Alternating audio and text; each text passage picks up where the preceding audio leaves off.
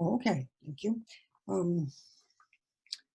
So thank you very much for inviting me. It's a pleasure to, well, be in good company, given how isolated we have become, well, in all aspects of life, including sharing our work. So it's really a pleasure to see you all here and to be able to talk. Okay, so the thing is that because Zoom doesn't let me have the presenter view, Anna, would you be so kind and let me know if I'm going over time so I know how to gauge things? Okay, thank you. Okay, moving on. Whoops. Oh my. That's really slow. Do you see that screen that I see? We do now.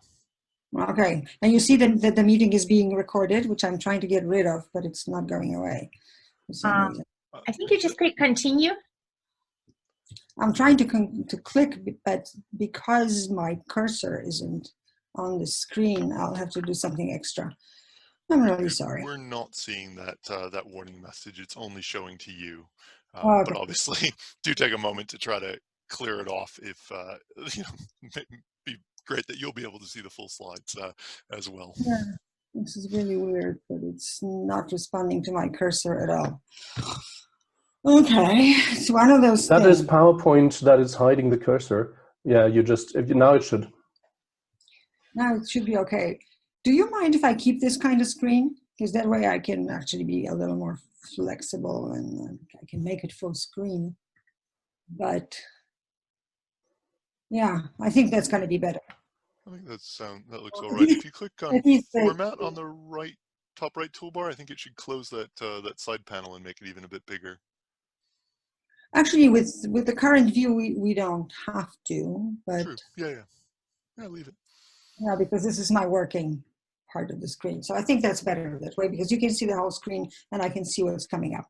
So if you don't mind, I'll keep it that way. It's fine, absolutely fine. Okay, so the biggest question is because which multimodality, there's been a lot of talk of multimodality in interaction, and that involves all kinds of embodied behaviors, gesture, eye gaze, facial expression, body partitioning. We're coming up with more and more dimensions of interaction that are contributing to our understanding of multimodality. But there is also the image-text multimodality, and I feel that there has been, well, not enough conversation about how the two actually are equally important or how we can combine our conversations on multimodality by looking at both, especially since, well, we live in a world where images take over. And language, I kind of suggest, moves away. So it tries to adjust to the new situation. So I want to talk today about multimodality in the sense of text and image, rather than the interactional multimodalities that many of you probably work on. So the other multimodality is the focus here. Jesus, why is this so difficult with Zoom? Okay, so what I'm going to just start with a few assumptions. Because image and text artifacts, or simply images, convey meaning, I'm assuming that they do so in the way that language does. So they're expressive tools, but they're familiar to linguists, and we can use concepts such as constructions, metonymy, image schemas, and metaphor, whatever we need, to talk about image and image text artifacts. So that's my assumption. And I'm trying to kind of build a bridge between linguistic and visual means by talking about viewpoint as the category that underlies or connects these modalities. Because the two modalities work together so closely and use many of the same meaning construction mechanisms, what I'm seeing is actually that language adjusts. So there are various things that happen to linguistic expression in the context of images that otherwise would be considered, well, unexpected. Let's put it that way. So, so that's an interesting angle to take to see how the interaction of the two modalities actually affects both of them. Okay, I think I should say a few words about what I consider to be, well, the concept of viewpoint and what are the concepts that I'm using, and I'll try to go over this relatively quickly by looking at two examples from memes and political speeches. Generally speaking, conceptual viewpoint in my approach is a mental alignment of the speaker, viewer, writer, whatever the case may be, expressed by a discourse participant through one or quite often more of the following devices, and there's quite a long list. There could be language, visual images, performance of a sound sequence, and here we come to the multimodality interaction as well. So gesture, eye gaze, body posture, or mime. All of these can be viewpoint devices, and they can combine in various ways in interaction.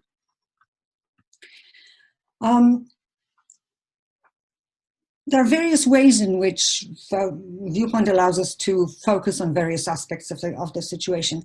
I'm kind of referring here to the fact that in the literature on perspective, especially perspective in literature, it's typically assumed that a viewpoint is a person's viewpoint on the situation.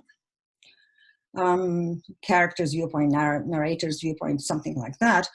But I think that actually there are many ways in which viewpoint can be a much simpler phenomenon. So it doesn't require an understanding of the situation as a whole, but it can sort of build on location, what is seen, what is heard. But there can be more complex things like the relationship between the speaker and other participants, what is actually being done, a temporal perspective and emotional angle, humorous or ironic attitude, which, well, internet really excels at. You probably agree that most of the artifacts you see on the internet are somehow humorous or ironic. And the aspect that interests me very much recently is the epistemic or evaluative stance, but I'm not sure if I've gone far enough to actually say so much more about it today. So my concept of viewpoint is pretty broad, as you can see, and I'm trying to structure it as best I can, but I think that we probably gain more by being broad than we lose by not being very specific, but well, that remains to be seen. There's a classic topic, represented speech and thought, and I said I was going to talk about memes, and actually I will. So just as a refresher. Scholars in stylistics and also in linguistics talk a lot about represented speech and thought as types of constructions that manipulate viewpoint. So we can see texts where the speech or thought of a character is directly represented in quotation marks, like I couldn't get over how lovely she is, but that is earlier introduced through the pronoun he. There is indirect, which actually embeds what has been said or thought into the discourse. So there's an immediate shift from I to he. Or there's a free indirect where there's a combination of viewpoints between character and narrator, which yields sometimes interesting so-called unspeakable sentences, such as tomorrow was Monday, where we're talking about the future and using the past tense. So there are all kinds of stylistic effects that are really interesting and worth considering, and there have been volumes. We can probably fill a few rooms with volumes about that. Okay, what does it have to do with memes? There's this meme, there was actually, it's not very popular these days. It was called Said No One Ever meme, where the meme maker is presenting a statement and then rejecting it.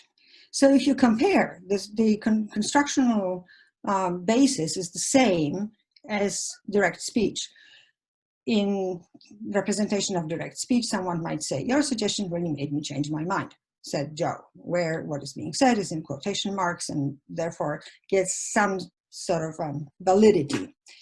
In a meme, well, the meme maker can say, your Facebook status really made me change my political views, said no one ever. So the constructionally, it is exactly the same as direct speech construction in whatever context you want to look at it. But in fact, it does something really weird because it quotes something and then says it's not sayable. Nobody can actually say anything like that. But part of the point is, of course, irony. And that ironic viewpoint is established by the meme. And the point of the meme is to invalidate, sort of laugh off or reject, jocularly reject a claim rather than report it. So that's, I think, what multimodal communication does a lot. Takes a linguistic structure, gives it a new twist, makes it kind of funny, or at least ironic.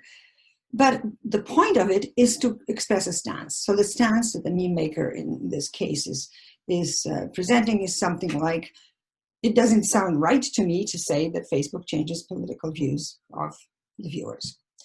So, so there's a lot going on actually. So there's still the pronouns, the I and you, which are by default interpreted as speaker and hearer. So there's a pretense of someone saying something like, your Facebook post changed my views, to someone else. Their viewpoint is being represented. But then they said no one ever, which rejects it. So I think that the way to reconcile these contrasting, or actually a higher viewpoint, a discourse viewpoint, as Lieven van der Lanotte and I have been calling it, where you can look at both and consider what the relationship really is, or what is actually being said. And this is very similar to Tobin and Israel did, talking about irony, where they said you need to zoom out of the two situations you're looking at in order to understand how to reconcile them. Van Lanotte and I have also used diagrams to represent it. And, well, the main point of the diagram is something like this. Discourse space 1 represents what is, well, presumably being said, what is put in quote as a valid discourse space. Whether it is a valid discourse space at this point isn't the problem, because the quotation marks give a guarantee of the quotation being valid. Then it's incorporated into the discourse. And in discourse space 2, where it's being viewed again from a different perspective, it's commented on with said no one ever.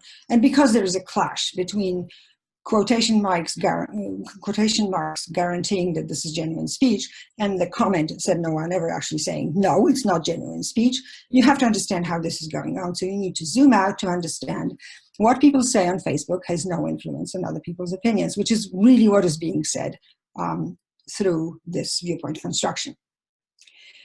And of course, this is ironic, and well, irony seems to be everywhere these days. What is actually interesting to me among these visual representations of irony is the emoji, because it's an upside down.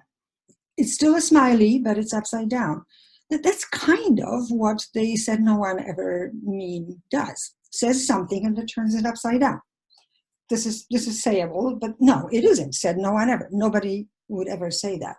So there are interesting ways in which visual representations of irony try to sort of replicate that kind of viewpoint structure, that something is first presented and then rejected with a bit of a smile. So it's not a very serious, discussion of validity of people's views.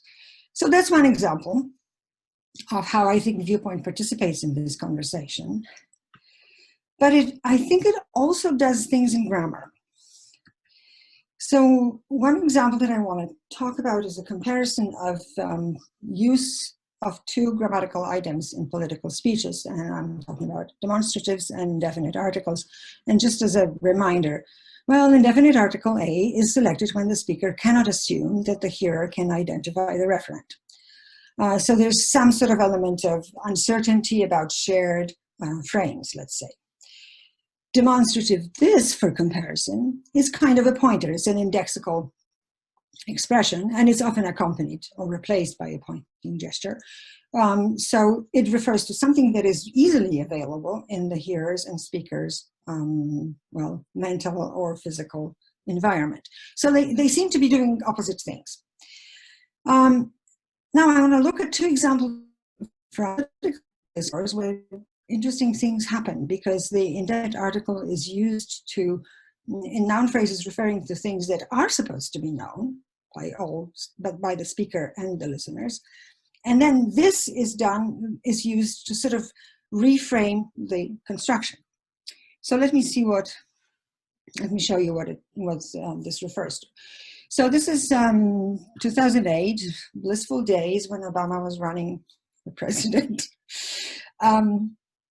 And this is his acceptance speech right after the election. And he talks about Ann Nixon Cooper, who was one of the voters, and she was an African-American woman, 100 years old or something like that. I'm sorry, I don't remember exactly, but certainly someone who's seen a lot. And he discusses her, well, participation in electronic voting as a sort of hallmark of how this election has gone. So he says she was there for the buses in Montgomery, the houses in Birmingham, a bridge in Selma, and a preacher from Atlanta who told a people that we shall overcome. Yes, we can. Well, we may not all be familiar with the events such as Montgomery, Birmingham, and Selma. They're all events from the history of the civil rights movement. But we do click about a preacher from Atlanta actually being a very well-known preacher, Martin Luther King, and people being, well, African Americans, I guess. And then he goes on in this manner,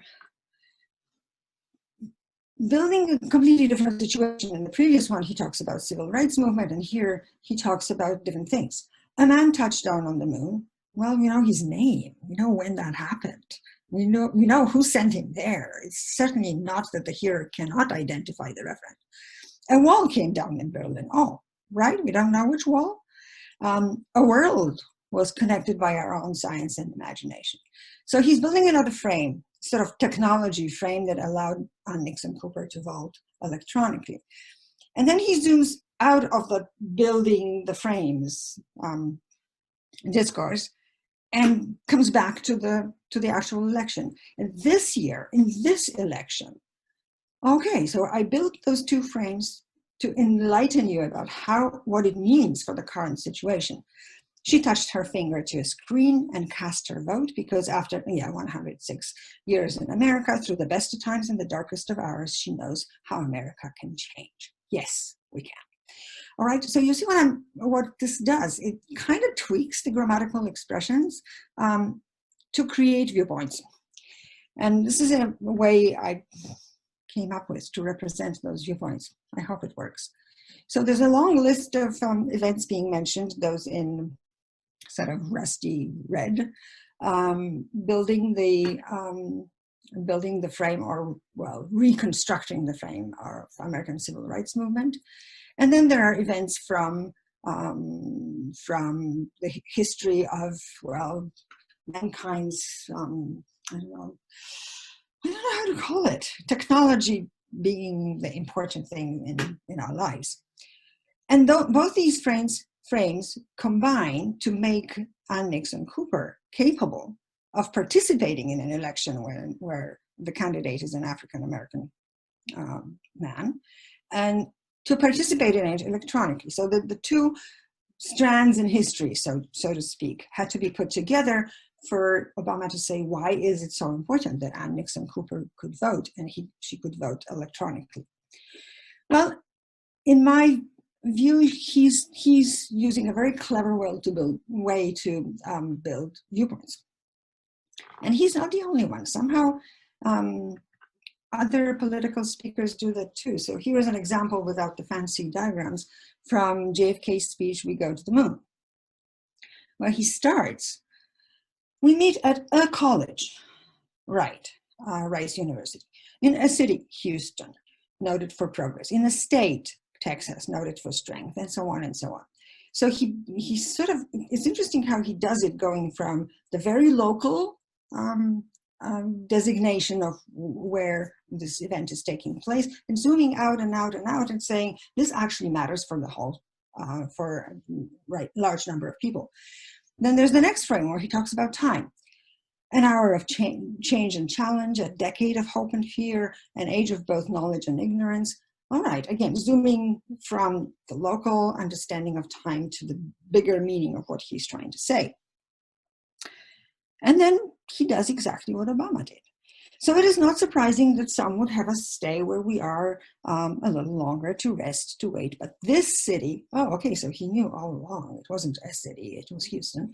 This state of Texas, this country of the United States was not built by those who waited and rested and wished to look behind them. This country was conquered by those who moved forward, and so will space. So it's an interesting use where, well, political discourse or discourse overall, persuasive discourse, grammar, everything works together so that broader viewpoints are created and expanded as he speaks, because he is in a location speaking to a specific group of people, but he tries to make it a speech to everyone in America with a goal that all Americans can share. He's building a viewpoint for Americans. So I think this is an interesting example of how viewpoint can be created through different means, visual, grammatical, and others. And finally, one more example, street art. Well, that's strictly visual. It always takes place in a context of a city. So, you know, when we talk about street art as examples of one thing somewhere, it's kind of misleading because it usually changes the nature of the environment. So I have just these three examples here, and my absolute favorite is the one at the bottom with the guy sitting on a cement block. The cement block has been well, redesigned, painted. I'm not even sure what was done by a street artist who goes around the city in Germany and redoes those cement blocks as buildings, complete with windows and balconies, and I think I've seen satellite dishes or things like that. So suddenly there's this clash of size.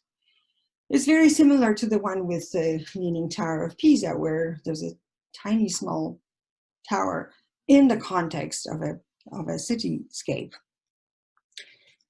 I think that's the main, no, maybe not the main, an interesting way to consider a viewpoint in the context where size is what creates a new understanding of the space you're in. So in a way, it creates a situation where there are worlds within worlds, and your innocent walk down the street allows you to participate in different kinds of worlds. And the other one, the last one, the site contains blocked messages. That's really nice. I love this piece of street art because it directly refers to itself. It's a sort of self-referential. Look, behind that inscription, they're all patches of color, which suggest that there have been words there that are now covered and not visible. But you should know. There was something said, there was something painted there, and you're now not seeing it. So you're being reminded that words can be covered. So what street art does, I think it constructs complex viewpoint networks that change the understanding of space, whatever kind of street art it is. How am I doing for time? Not too well. All right, so I will probably talk about two examples. One example being from... I think you have 15 minutes, you know, even. Okay. Okay, so I'd like to spend some time continuing with street art, especially the street art that has to do with the concept of a wall. Well, there's been a lot of conversations about walls recently. And they're typically understood as, well, dividing what shouldn't be divided, something like that, or preventing people from doing what they want to be doing. Vanata and I have talked about it as instantiation of a barrier schema. which establishes a very interesting set of viewpoints because it blocks the path of motion, it causes containment, which may be safe, but it could be restricting, and it's creating occlusion, so it's not allowing you to move, it's not allowing you to see, and it's not allowing you to interact with other people. But at the same time, the flip side of it, the other viewpoint that it creates is that if you don't want to be invaded upon, it offers you protection. So you can hide behind the wall, but you can be stopped or blocked by a wall. So Banksy's street art, and especially his work on the West Bank wall, shows a very interesting set of viewpoints, because what he does in all of these images is sort of unwalling the wall. Kind of saying, well, that's what a wall does. It doesn't allow you to see. Okay, you can slide it over like a curtain, or you can cut a hole in it, or you can knock out a hole in it, or you can float over it, or you can peel it off.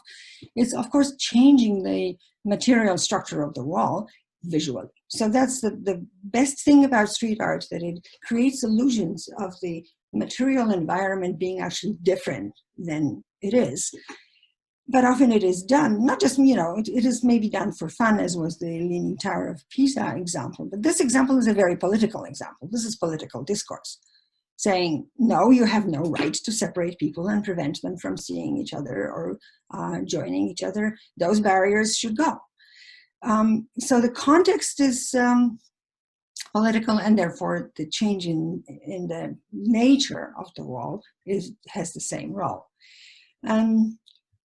We looked also at actual political speeches at the Berlin Wall, and they all do the same thing in very interesting ways. But they also do something more. They say, okay, here is a wall separating two parts of the city. But actually, they are separating much more than two parts of the city. So Reagan talks about entire continent of Europe. And he talks of, concepts like gash of barbed wire, the scar of a wall. But then he ends up talking about the question of freedom for all mankind. So suddenly the Berlin Wall is important for the whole world, not just for the city of Berlin.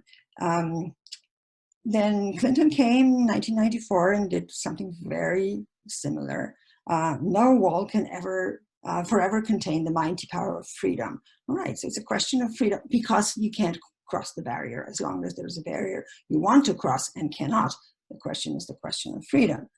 Then Obama did something quite similar, whether to be defined by a wall or whether to tear it down, free or in chains, and so on and so on. We had like 7 excerpts from various politicians visiting the wall or the wall site after the wall came down, and they all talked about it more or less in the same way.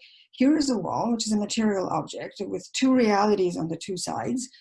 But in fact, the 2 realities on the 2 sides can be sort of expanded indefinitely. That's viewpoint, right? It's not just a material barrier, it's barrier to freedom. Living behind a wall is living in chains rather than living free. That's what they're trying to say. And it affects the whole world, not just the city of Berlin. So I think image schematic concepts allow us to view reality in viewpointed way, in ways that are sort of very basic and very simple, because the experience of a wall is actually a very basic and very simple one, something that blocks your vision, freedom of movement, and freedom of communication. It's created by the viewpoint that the barrier image schema creates. And of course, it created all kinds of interesting artifacts. Well, these 2 cartoons, one of probably hundreds of cartoons of that kind, came up when Donald Trump started talking about building a wall between the United States and Mexico. Well, here is what we've got. And it's interesting what is behind the wall that he's building. And in one of the cartoons, it's obviously people from all kinds of cultures and religions. So he's building the wall to separate the United States from all of those people. In the other one, the viewpoint is different. It's turned around, because we are now on the other side of the wall, and we're only seeing the Statue of Liberty's tip now separated from us, not visible and not accessible. So the two cartoons are actually using the barrier schema for Viewpoint in exactly the same ways in which we, the politicians have talked about it in the Berlin Wall speeches. Well, what should I do? I guess I'll just talk about one pretty contentious example of a meme. I've been spending a lot of time talking about memes. And Lieven and I have published a little bit about memes, especially those that are image macro memes. But there are also object labeling memes, which are becoming increasingly popular. And one of them is, well, the distracted boyfriend meme. So you see the image of the original image of the meme with one young man and two women, where the young man is turning around and looking at a woman other than his girlfriend. The object labeling idea is that people put labels on these images to create a new understanding of what the distraction or the desire for something new actually means. So it could be that the youth used to be stuck with capitalism, and now they're looking at socialism. People do it by photoshopping interesting things, and I just love this one because it's so well done, where Trump has a good friend in Canadian Premier Trudeau, but he prefers to look at Kim.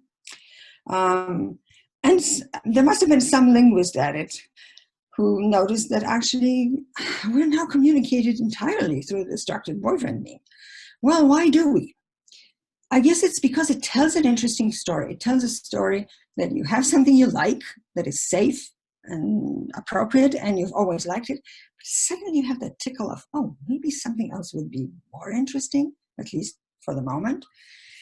So, well, the contentious claim that I want to make is actually that object labeling memes become very similar to constructions. And just to remind you, linguistic construction, such as a cosmotion construction, represented by a sentence such as, I put the book on the desk.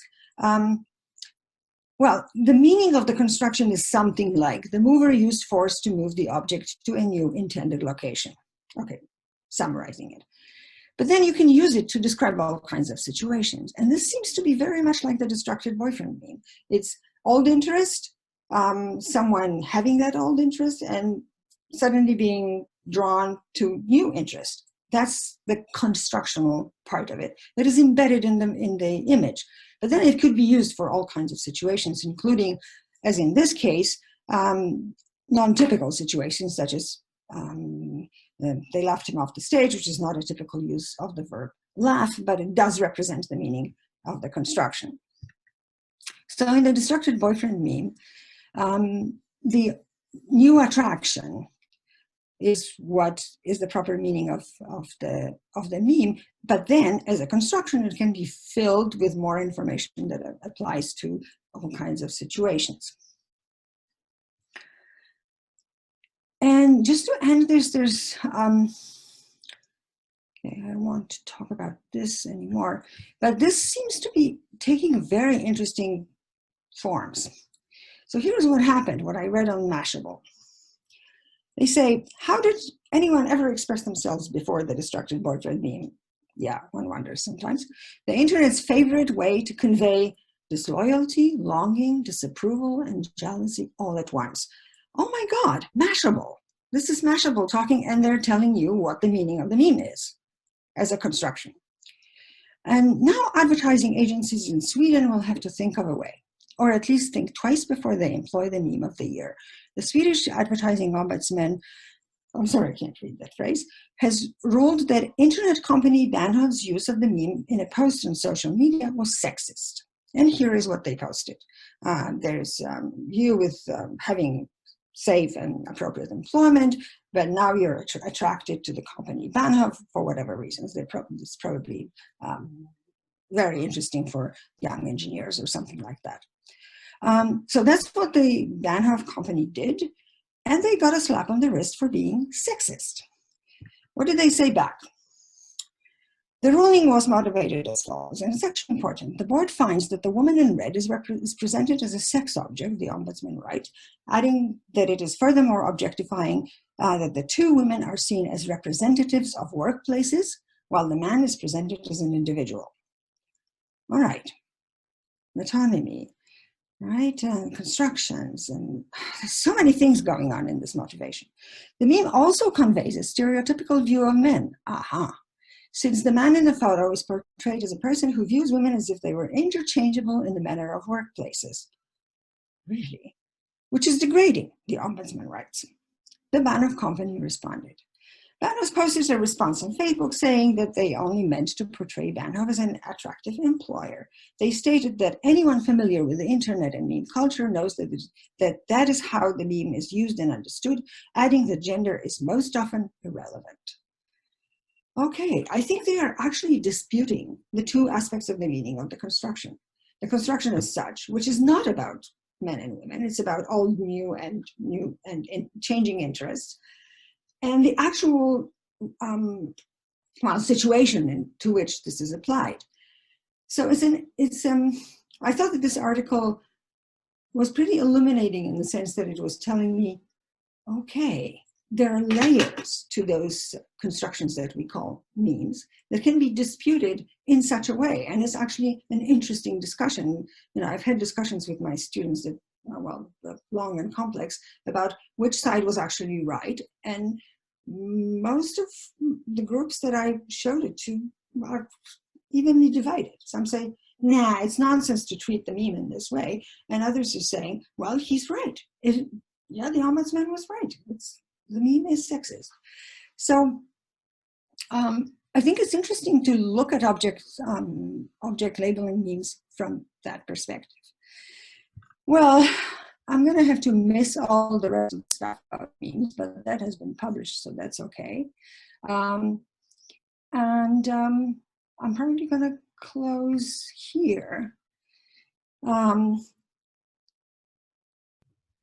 Barbara, your talk is so interesting. I think we can easily give you 5-10 minutes more, you know, to say what you wanted to say.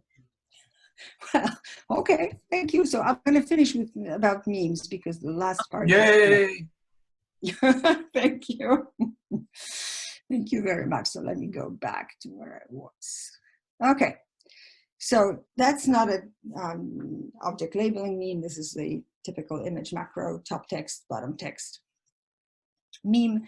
And the way one can talk about them again is there's a type of meaning that can be adjusted to the new situation. So the fact that it comes from the movie The Lord of the Rings, most of my students don't even know that. Isn't that weird? But they don't care, because that's what the point of the meme is, that it now says there are lots of situations that are completely futile. You can't do that. And these are the situations that are represented in the bottom text. In this case, there's someone smart saying that one does not simply save Africa by donating $1. So looking at the viewpoint construction, there's a lot of this going on, because one does not simply is now the introduction to the idea that we're talking about something that really cannot be done. What is inserted in it is the reference to the movie, which some people get and some people don't, but that's not a problem. But then there's a specific situation in the bottom text, Save Africa by donating $1, which is sort of taking a hit at those charities and fundraising campaigns that are telling you, just donate $1 and you're going to save the world. There are plenty of those. So the meme, again, it creates a viewpoint that it doesn't state in any specific way that solving serious problems requires serious measures, and $1 donations are not going to save Africa from hunger or diseases. Okay, so this meme was created. It's very popular. For some reason, people find it absolutely necessary to all the time talk about situations that are impossible or things they cannot accomplish. So that's another observation about why some memes are so popular and others are not. But then, of course, it creates more viewpoints. So somebody remembered the old keep calm and carry on and creating a meme where you can keep calm and simply walk into murder. Or you announce yourself as the kind of person who really overcomes all those difficulties, and you simply walk into murder. So suddenly walking into murder becomes a metonymic for something that is hard to do, but nevertheless you have to try. So the meme expands its meaning in that way. But some memes are also grammatically interesting. It's sort of on the wane, but there was this whole slew of memes with good girl Gina, good guy Greg, scumbag Steve, and scumbag Stacy that sort of collected sexist stereotypes, if you like. So there, guys do this and women do that, and we don't like it, so we're going to laugh it off in a meme. That was pretty much the idea. It was done in a way that made me think about predictive constructions that I've studied for a few years. So the predictive constructions are typically conditional constructions, but they can change form. So it could be, if you miss another meeting, you'll be fired, or you're fired. But you can skip the if, miss another meeting and you're fired, or you can miss any conjunction at all and then say, miss another meeting, you're fired, or you can use verbalist form. So it's an infinitely pliable kind of reasoning, predictive reasoning, that can be given full form, or it can be reduced to just juxtaposing two sequential events and saying one causes another. So in those memes, such as this one, this is good girl Gina. She's everybody's perfect girlfriend. And I think the good girl Gina memes have started disappearing simply because they were so incredibly sexist. They were sort of guys' dreams about women who don't cause any trouble, always do what men want them to do, and all these kinds of things. So maybe that's why these memes are less popular now. But if you notice, the interesting thing is it is a kind of predictive construction. So if Gina gets mad at you, she tells you why. Whenever she gets mad at you, she tells you why. Predictive, predictive, predictive, sort of generic predictions about Gina. But, well, there's no subject in either of the clauses. And, well, when I was learning English, I was told it's a no-no. In English, you need a subject. So what happens? Well, what happens is that, of course, the image takes over the function of the subject. You don't need the grammatical subject because Gina is there. And part of the thing is that the image macro for good girl Gina is always the same. So she really does become an embodiment of the character that she stands for. And she's got those guys to match the behavior with. And so there's a scumbag Steve and his scumbag hat, and the guy at the bottom who's good guy Greg. And don't ask me whoever thought that this guy looks like a good guy, because to me he doesn't. But okay, that doesn't matter. But notice what's happening. Again, you've got top text, no subject, sort of setting up a situation. Let's imagine that situation. And then bottom text saying this is the consequence of that situation. Whenever he uses shopping cart, he leaves it in an empty parking space. More so, actually those meme characters can talk. And so that really breaks the grammatical rule. I can't have a conditional construction like this. So when scumbag Steve breaks something expensive of yours and then says, why would you spend that much on it anyway? Well, of course, he's being scumbag Steve. He's being rude and unacceptable. But the structure of this breaks so many rules. It is still the predictive construction, but it isn't, because there is no subject, there are no conjunctions, and on top of that, one of the clauses is a direct quotation, which is a fake quotation, of course. There's no articles, like as in headlines, so there's all kinds of grammatical suppressions are going on, argument suppressions, and there are argument suppressions that are possible because the image takes over. So that's where I think the interaction between image and text is becoming interesting. That image the image can take over so much of the information, so much of the grammatical form. And if you're in doubt that actually the image is what matters, look at this. Somebody created a meme with exactly the same text for the good guy and the bad guy. And somehow, if you look at this meme, you're thinking, oh, well, of course, good guy Greg would keep those keys safely to give them back to you when you see him next time. And Scamback Steve, he might break into your house or something like that. So the image itself tells you who these people are. Well, that's one kind of meme. My student Adrian Liu has been working a lot on when memes. He talks about them as similes. So there is a when situation. So again, it's a construction based on temporal predictive construction. And then the image takes over the slot for the second clause, and it typically represents how you feel about that situation rather than any real consequence of what this might be. So when your parents make you talk to relatives, well, you feel like they're holding a gun to your head. When you're about to leave work and the boss says, before you go, you feel disappointed. This is, I think, an image of DiCaprio on a subsequent Oscars ceremony where he didn't get the Oscar. So there's an interesting thing happening again. It starts as an ordinary temporal predictive construction, but the entire clause is taken over by an image. And the image is very often one that says, this is how you feel about it. So facial expressions, gestures, funny situations that you feel about in a certain way. So to sum up, constructional features in memes do a lot. So there's a question of tense. They create categorization, like one does not simply is building a categorization of situations that are, well, hard to deal with. They use questions as demonstrations. They do things with conjunctions, usually dropping them and still preserving the constructional meaning. They suppress articles, and the best part of it, they use subjectless clauses because subject identification is taken over by visual means.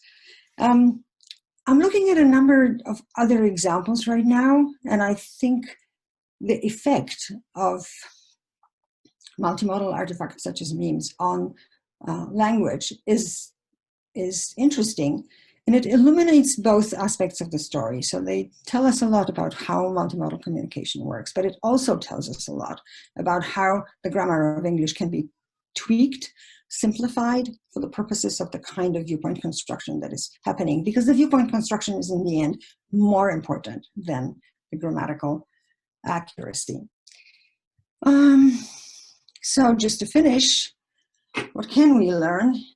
That it embeds visual messages into its practices and adjusts to the newly emerged communicative needs, but the new communicative strategies also affect language as such. And this is my final example, which I find really interesting. It all started as a bumper sticker, I love New York, and then the heart became, well, part of many other uses like that, and then we translated it into I love multimodal communication, or I love New York, but now we have a new verb, I heart New York. I heart multimodal communication. So the image has crept into the language, creating a new verb that we didn't have before that goes directly to the visual image that has been used. So I'm collecting these examples, but one does not simply explain multimodal communication. So I'm going to try, and I think many of us are trying, which is great, and eventually we will understand how all of this works. Thank you so much, and thank you for giving me extra time. Thank you so much, Barbara. That's been